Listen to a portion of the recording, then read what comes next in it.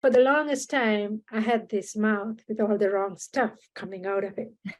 And I did not really hear it. I had many people tell me over the years, many people who knew me the closest would tell me that my mouth, there were things that were severely wrong that I needed to correct.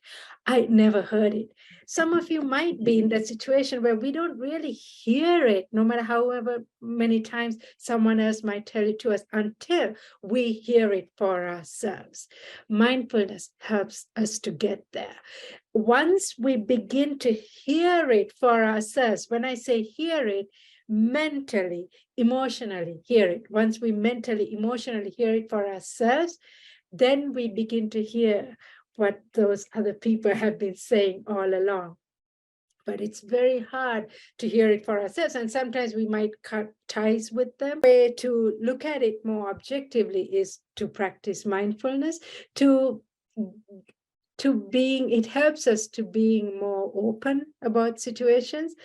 And it helps us to, whatever the circumstances around us, especially during the holidays, I think while there's a lot of happiness and there's a lot of joy, and rightly, that's really what the holiday spirit is.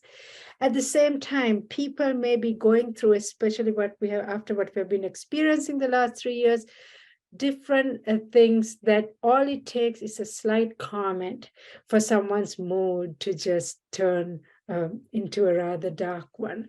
So mindfulness can be very helpful during the holidays. Yeah.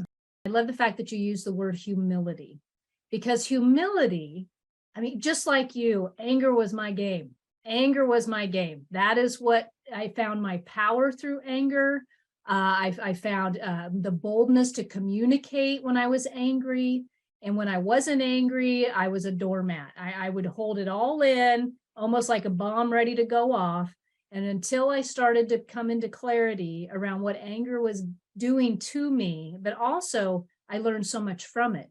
And so, but there's humility when we start to look at ourselves and say, okay, where can I improve upon, or what can I do? So here's why I'm hitting on this, because I think it's really important that when we start that self-reflection process and we start to become mindful, that we are also delicate with ourselves, so that we don't slip into a shame-based reflection. But it is literally a mindful choice that you must make for yourself. It's either I'm going to choose joy or I'm going to choose self-pity. Yes. Those are the options. People are able to do those small things. Mindfulness helps us to help ourselves, that inner motivation, that from the inside to do something to help ourselves, rather than expecting someone to come and just pick us up and just make us feel. And sometimes we do need that. I do agree. We do need someone to come and pick us up and help. We are not all powerful, but at the same time, mindfulness gives us that motivation to help ourselves.